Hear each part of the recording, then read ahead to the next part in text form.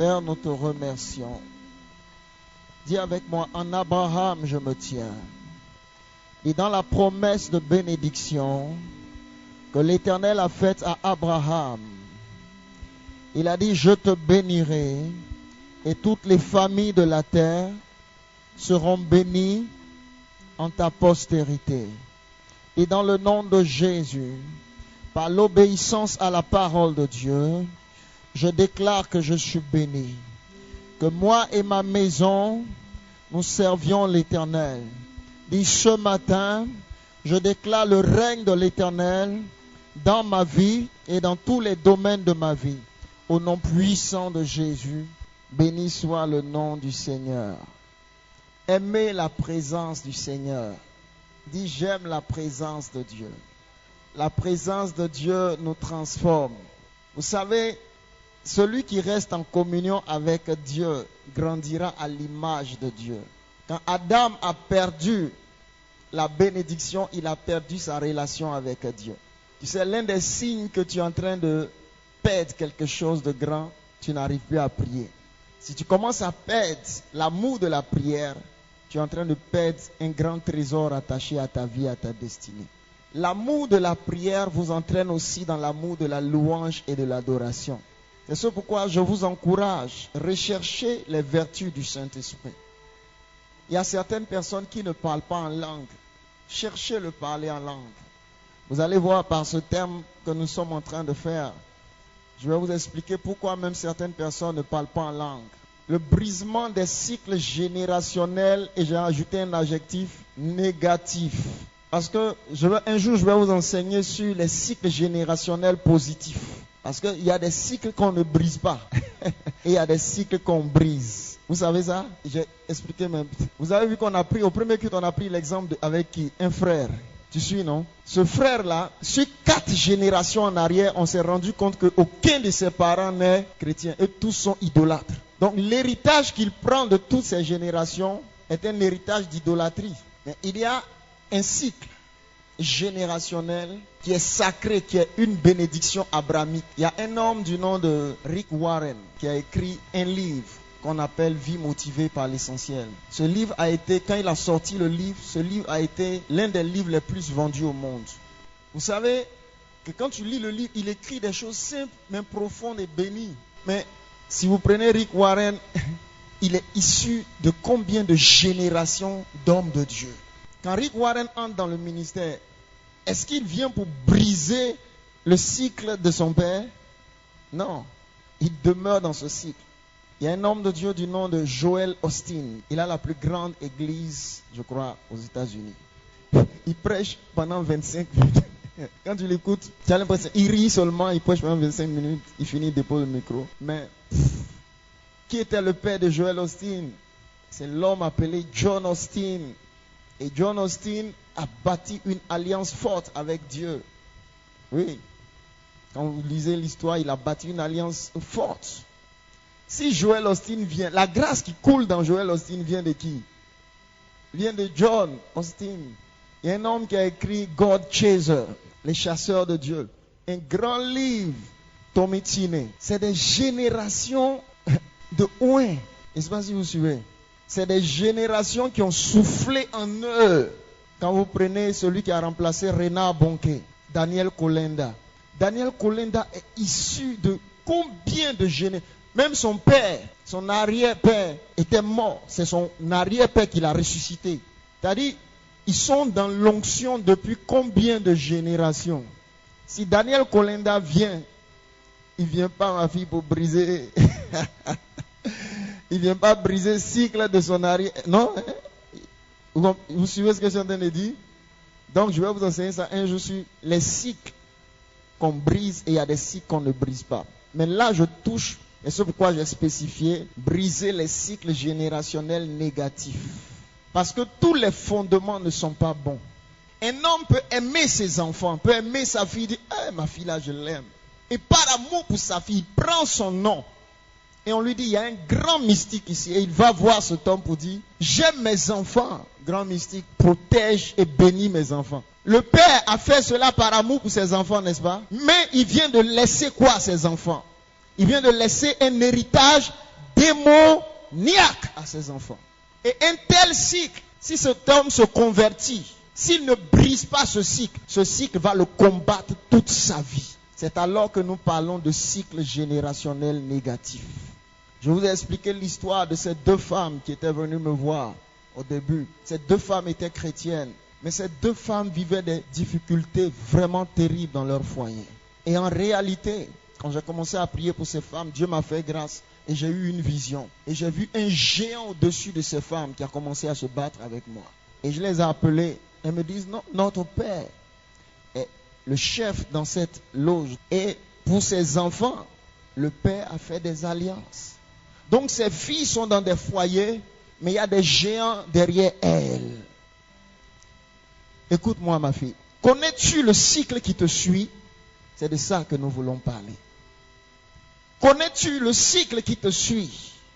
Parce que beaucoup de chrétiens ne savent pas que si vous n'avez pas brisé le cycle, vous n'avez pas encore arrêté la marche de l'homme fort. Un homme fort peut être en train d'opérer dans une famille. Soit lui, on lui a donné la mission, veille, et suivez-moi bien, veille à ce que aucune d'elles n'ait un mariage et qu'elle aboutisse.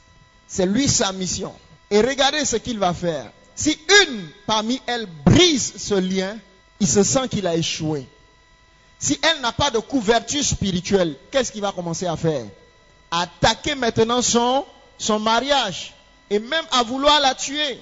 Cette semaine, je parlais avec une de nos sœurs ici, qu'on m'a dit, qui a perdu sa grande sœur, même père, même mère. Et je lui ai dit, mais comment c'est passé? Qu'est-ce qu'elle avait? Elle dit, papa, elle n'avait rien. Elle a dormi la veille, elle dit, elle avait mal à la tête le lendemain matin. J'ai dit, ah, comment cela? Elle dit, papa, c'est la famille. Elle dit, dans notre famille, on ne se marie pas. Et ma soeur que voici, 1 an en arrière, elle s'est mariée. Et ça fait 1 an maintenant. Et c'est cette sorcellerie-là qui a tué sa soeur. Quelqu'un comprend ce que je dis? Pourquoi cette sorcellerie la tue? Parce qu'elle vient de briser un cycle qui ne les arrange pas. On m'a expliqué l'histoire d'un jeune homme, écoutez-moi bien, une histoire vraie, il a souffert étudiant. Même pas une histoire indirecte, en direct même. Il dit, on doit aller l'enterrer. Et l'oncle m'explique. Il dit, il a souffert. Et ça allait bien. Quand il a eu le concours, ils l'ont laissé tout. Quand il a fini, il a soutenu. Et qu'on l'a affecté. Sa première affectation, maintenant, il va recevoir un salaire. C'est au village, c'est les obsèques qui sont allés pour faire. Ils l'ont tué.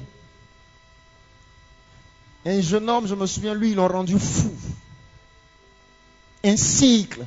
Parce qu'ils disent, celui-ci, sa lumière, si on ne l'arrête pas, va détruire. Parce qu'un seul homme peut arrêter et détruire le cycle satanique de toute une famille. Ce n'est pas un petit combat. Pour certains, cet esprit cherchera à les tuer. Pour certains, c'est des esprits méchants et assassins. Et je vous parle du cycle générationnel qu'il faut briser. Moi-même, je vous rends mon témoignage, je ne le savais pas. Et je priais. Et un jour, pendant que je priais, j'ai senti des combats autour de ma maison. Je sentais ces présences et je savais que ceux-ci, ce n'étaient pas des anges. Je les sentais tellement réels dans l'atmosphère. J'ai dit, aïe Seigneur. Et c'est là l'Esprit m'a parlé. Il dit, écoute, ta famille a été encerclée par la sorcellerie. Et effectivement, je l'ai vu. J'ai vu comment la sorcellerie combattue. J'ai vu comment elle a combattu mon père. Complet. Il dit, et je t'ai choisi pour arrêter ce cycle. Et à cause de cela, il dit, depuis ton enfance, ils t'ont attaqué. C'est là que j'ai été étonné. Je vous ai dit, j'ai un signe ici. Il dit, ils ont tiré sur toi spirituellement. Quand j'ai eu ce truc-là, quand j'étais petit, je n'ai jamais su d'où ça venait. Et quand tu vois ça, on dirait que c'est un vaccin. Comme m'a vacciné là. La cicatrice est restée. Et j'ai dit, c'est quoi? Et le Seigneur dit, quand tu étais petit, ils t'ont tiré spirituellement une balle sur ton flanc. Ils ont failli m'opérer. Pourquoi? Il dit parce qu'ils avaient vu. Vous savez, l'ennemi m'attaquait tellement par la maladie. Jusqu'à un jour, je suis allé derrière la maison et dit, Seigneur, je suis fatigué. Pourquoi? Moi, je ne savais pas que tous ces combats, et c'est des maladies, je ne sais même pas d'où ça vient. Il dit, depuis ton enfance, il savait. Il dit, même ton bras, il voulait couper ton bras. Parce que par la grâce de Dieu, les personnes pour qui, par la grâce de Dieu, j'ai prié avec cette main qui ont été guéries, certains me remercient jusqu'à aujourd'hui. Parce qu'ils disent que si tu n'avais pas prié pour moi, je sais que jamais je n'allais être guéri. Donc le diable voulait tuer cette main. Et elle n'a pas encore fini. Elle n'a même pas recommencé. Parce que des multitudes en bénéficieront. Oui. Donc, qu'est-ce que je veux te dire? En fonction de la grâce que tu portes, sache que certains esprits qui ont combattu tes parents vont te combattre. Certaines femmes seront combattues à cause des esprits qui ont combattu leur mère ou leur père. Soit ta mère n'a pas pu finir dans un foyer heureuse. Et tu sais, chaque fois que quelqu'un va vouloir s'approcher à toi, si l'esprit ne peut pas t'atteindre, il va chercher à attaquer tous ceux qui viennent pour chercher à t'amener à briser le cycle de l'imitation. Mais j'ai une bonne nouvelle pour toi. Parce que tu es le point final d'un cycle satanique et démoniaque. Je dis, tu es un cas exceptionnel. Parce que l'onction du Saint-Esprit sur toi t'a choisi pour briser un joug. Tu sais, ton cas sera différent. Il y a des esprits qui ont assassiné des gens facilement dans la famille. Mais toi, tu seras marqué du sang de Jésus-Christ. Et ta vie ne sera pas comme une vie ridicule, emportée facilement par les esprits démoniaques et impurs. Mais la puissance du Seigneur sera sur moi comme du feu. Et la puissance de Dieu m'embrasera pour briser les cycles démoniaques et sataniques dans le nom puissant de Jésus. Tu dis pas bien amen avec moi, c'est faible. Lis avec moi. Lis mon premier texte ce soir. Je vais aller tout doucement. Tu vas aller d'abord dans Genèse. Prends Genèse chapitre 12, le verset 11. Et ensuite tu prendras Genèse. Lis 12, verset 11 d'abord. Genèse chapitre 12, verset 11. Comme il était prêt d'entrer en Égypte, il dit à Saraï, sa femme, voici, je sais que tu es une femme belle de figure. Quand les Égyptiens te verront, ils diront, c'est sa femme, et ils me tueront et te laisseront la vie. Dis, je te prie que tu es ma sœur, afin que je sois bien traité à cause de toi, et que mon âme vive grâce à toi. Alléluia. Prends Genèse 26, verset 7. Genèse 26, verset 7.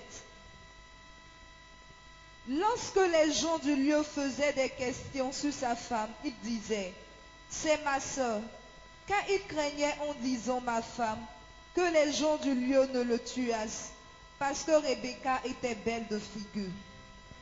Alléluia. Il y a un autre texte encore, mais je vais laisser. Je vais vous donner ces textes-là en prêchant.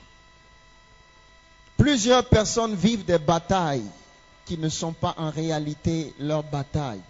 Ils ont hérité de certaines batailles spirituelles.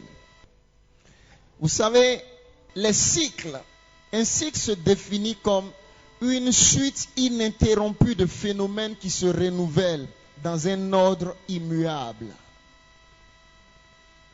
Un cycle aussi se définit comme la partie d'un phénomène périodique qui s'effectue durant une période. Lorsqu'il y a un cycle, il y a un renouvellement d'un phénomène comme si cela était planifié. Quand on dit immuable, ça signifie quelque chose que tu n'arrives pas à changer. Regardez le cas d'Abraham. Abraham marie une femme et Abraham arrive dans un lieu et Abraham ment à cause de sa femme. Il dit, quand on arrivera, dis que tu es ma soeur. Parce que si tu dis que tu es ma femme, ils vont vouloir me tuer pour te prendre. Car Saraï était très belle de figure. Et regardez bien, c'est là que vous devez comprendre la puissance du cycle qui influence sans même que la personne décide. Quand Isaac arrive, est-ce que Isaac a choisi Rebecca? Isaac n'a pas choisi Rebecca. Abraham a envoyé son serviteur. Son serviteur, le serviteur d'Abraham, est allé dans la famille pour aller chercher Rebecca. Donc Isaac même n'a même pas vu Rebecca. Même quand elle venait, elle était voilée. Et quand Rebecca arrive, Isaac, en voyant Rebecca, la Bible dit, il fut consolé de quoi? De la mort de sa mère. Parce qu'en réalité, cette femme aussi était belle comme sa mère. Vous me suivez? Il n'a pas choisi Rebecca, mais on lui envoie un prototype. La Bible dit, il fut consolé. Et Isaac se retrouve dans la même situation dans laquelle Abraham s'est retrouvé pendant que son père vivait. Et quand Isaac se retrouve dans cette même situation, qu'est-ce que la Bible dit? Isaac encore fait la même chose que son père. Dit, je te prie, tu es ma soeur. Est-ce qu'un temps Abraham a pris Isaac à côté pour lui dire, voici comment on fait? Non. Mais, de façon naturelle, Isaac aimait un type de femme, Abraham aussi. Et ce type-là, il avait hérité cela naturellement de son père Abraham. Et regardez la chose. Quand Isaac va engendrer Ésaü et Jacob, Isaac ment par rapport à sa femme, Abraham ment par rapport à sa femme, et Jacob, qui est devenu Israël, est obligé de mentir par rapport au droit d'aînesse de l'héritage. Deuxième chose, quand vous allez lire, Sarai, la femme d'Abraham, notre mère, était une femme stérile. La Bible dit Sarai était stérile. Et en Genèse 25, vous allez voir aussi que Rebecca, la femme d'Isaac, était aussi une femme stérile. Et en Genèse encore, vous allez voir par la suite, 27, Jacob, qui lui est le fils de Isaac, aimait deux femmes. En réalité, il aimait Rachel, mais Léa lui a été donnée. Rachel que Jacob aimait était comment? Le cycle dans lequel Jacob est amené à suivre, il ne l'a pas choisi, mais il y a des circonstances spirituelles qui influencent sa vie, bien vrai que l'Éternel est avec eux. Vous me suivez très bien? Et vous devez comprendre une chose, que la question du cycle, chaque cycle est rattaché à un certain fondement spirituel. Un homme ne choisit pas toujours son cycle. Un homme ne choisit même pas son cycle. Mais il peut ressentir dans sa vie la manifestation du fondement du cycle. Je vais répéter. Il ne choisit pas ce qu'il veut traverser. Mais à cause de la nature héréditaire de sa vie, il subit une certaine influence que lui-même n'arrive pas à comprendre. Il ne peut pas. C'est comme quelqu'un qui est dans une forêt dense et puis il prend une machette, il dit va nettoyer la forêt dense. Ça ne peut pas. Et comment le diable fait maintenant pour atteindre cette personne? Il a bloqué, il dit moi je ne crois pas en la dîme. Et les esprits sont contents, ils disent yeah. Parce que tant qu'ils ne croient pas en la dîme, nous on peut être là. Les anges rattachés à l'ordre d'Abraham ne peuvent opérer dans la vie de quelqu'un qui ne respecte pas l'ordre de Melchisédek qui est la dîme. Donc par exemple, pour bloquer le cycle de pauvreté dans elle, sa vie, il dit regarde, fais que chaque fois qu'elle a l'argent, qu'elle ne paye pas sa dîme, elle dise non, il y a trop de difficultés. Et tu verras que tu n'arrives pas à payer la dîme. La dîme là, ce n'est pas pour l'argent. Quand vous payez la dîme, vous êtes en train de briser des cycles. Un jour, je parlais à une servante de Dieu. Et tous, vous n'êtes pas les mêmes. Il y a certains, quand ils ne payent pas dîme, le Seigneur est obligé de dépêcher un ange pour les menacer, pour dire, hey, une servante de Dieu m'expliquait. Elle dit, un jour, j'étais là et j'ai reçu de l'argent, je n'ai pas payé la dîme. Parce que j'avais trop de difficultés à la maison. Et elle me dit, la nuit, quelques jours après, j'ai fait un songe. Et j'ai vu un être fort grand qui est venu et qui a crié, je suis de l'ordre de Melchisédek. Et elle s'est levée, elle a été effrayée. Et elle m'a appelé pour m'expliquer le son. Elle dit, qu'est-ce que ça signifie? J'ai dit, tu sais que toi, tu es en alliance avec Dieu. Tu es sa servante. Quelle est la dîme que tu n'as pas payée? Elle dit, hey. Vous voyez que tous ne sont pas la même chose. Cet ange-là, il vient, pourquoi? Parce qu'il y a un danger, c'est ma servante. Je refuse. Certains esprits ont autorité de réclamer sur la base du fait que lui, dans sa maison, là, il n'y a pas de dîme. J'ai vu tellement d'expériences. Regardez un homme, il était en Europe. Je lui ai demandé, et un jour il m'a envoyé sa dîme. Au début il ne payait pas. Quand il a envoyé la dîme, la même nuit, Dieu pour lui montrer comment les démons travaillent, la même nuit, il s'est retrouvé dans un songe. Il dit, papa, je n'ai jamais fait un songe comme ça. Il dit, des êtres ont commencé à me poursuivre. Des esprits, des chiens. Il dit, je courais jusqu'à je ne pouvais plus. Et je suis arrivé à un seuil, comme ça, un niveau, un lieu. Et un être est apparu. Et il leur a dit, c'est fini. Vous ne pouvez plus le toucher. Désormais, il paye sa dîme. Il dit, tous les esprits là se sont retournés comme ça. Et puis ils sont partis. C'est ce jour-là, il m'a appelé, il dit, hé papa, mais pourquoi je ne savais pas ça? Il dit, ah, vous pensez que c'est l'argent qu'on cherche? Les esprits qui te suivent sont rattachés à une alliance que tes parents ont fait. Et le principe de la dîme est un principe d'alliance. Pour certains, c'est la somme des fidélités de leur dîme qui vont le faire rentrer dans leur mariage. Il faut que Dieu voie quelque chose dans ta vie sur lequel il va dire, ah, même quel que soit ce qu'on va dire, à cause de sa moyenne ici, là, elle a 19 là, faites-la passer. C'est pas vrai? Mais si on prend tout, tu es moyen partout. On est obligé de voir ton cas. On prend Kevin, on dit ici, sanctification, mais ça ne va pas. Vie de prière, ça ne va pas. Mon foyer dîme, 0. C'est sur quelle base même on peut intervenir dans sa vie? Vous me suivez, non? Certains vont dire sur la base de la pitié. Seigneur, aie pitié.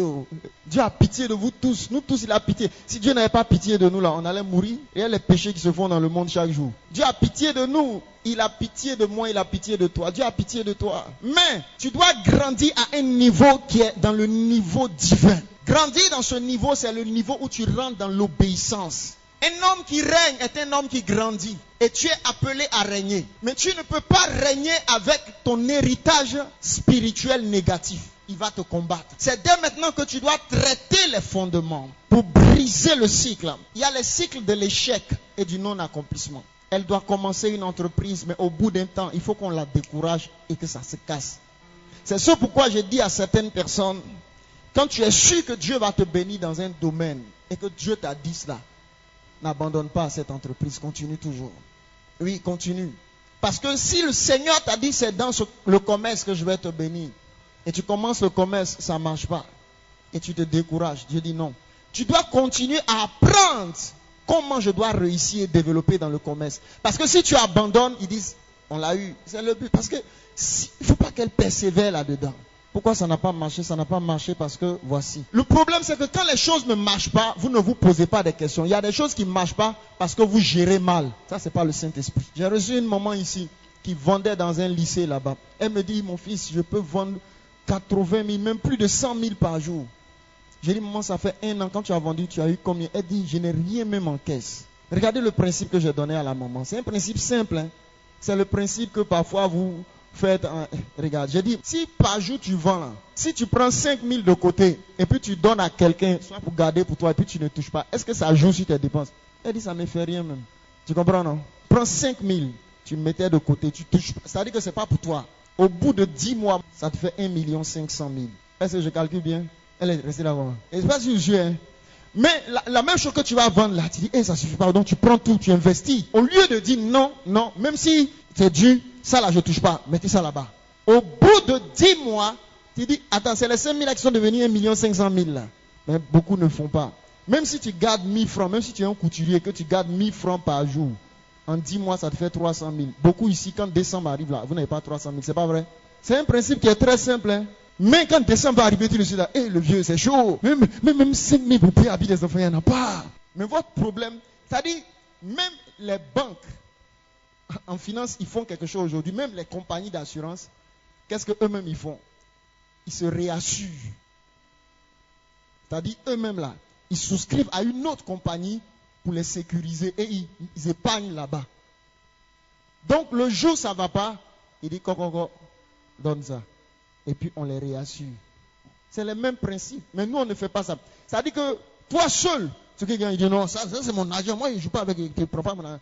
Tu te rends compte que je bouffe tout mon argent. Rien ne reste sur moi. Oui.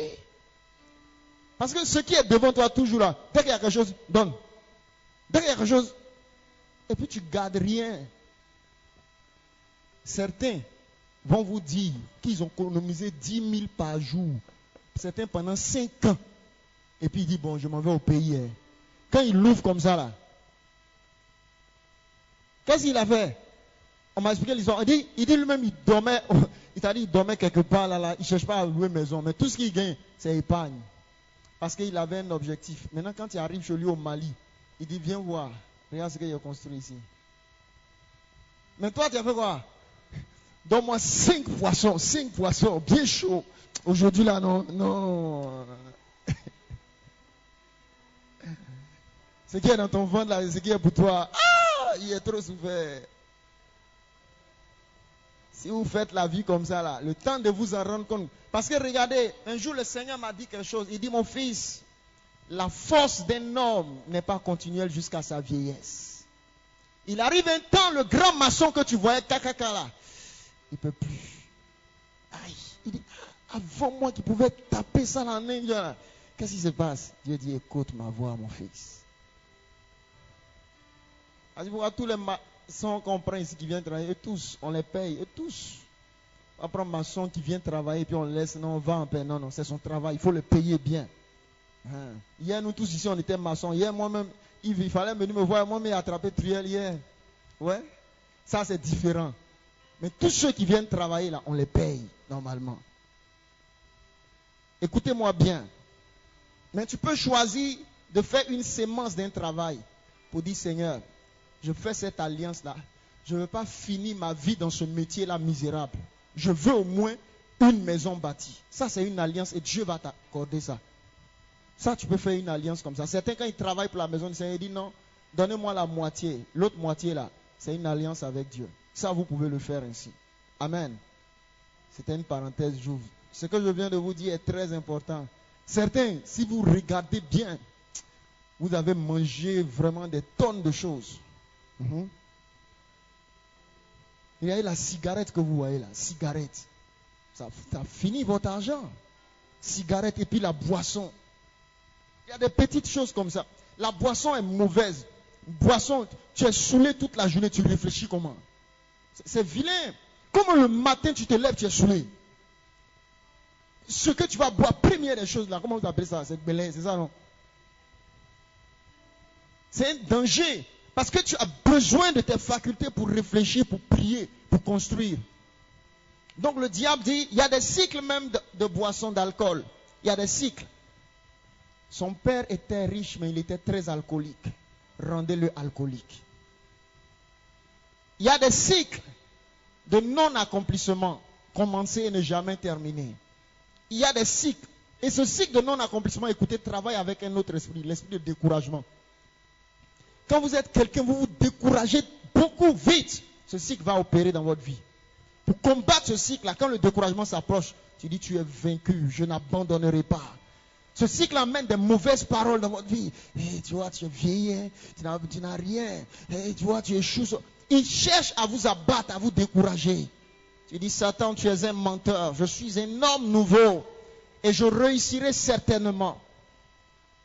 Il y a le cycle de mort précoce. Le cycle de mort précoce peut être en train d'opérer dans la vie de certaines femmes.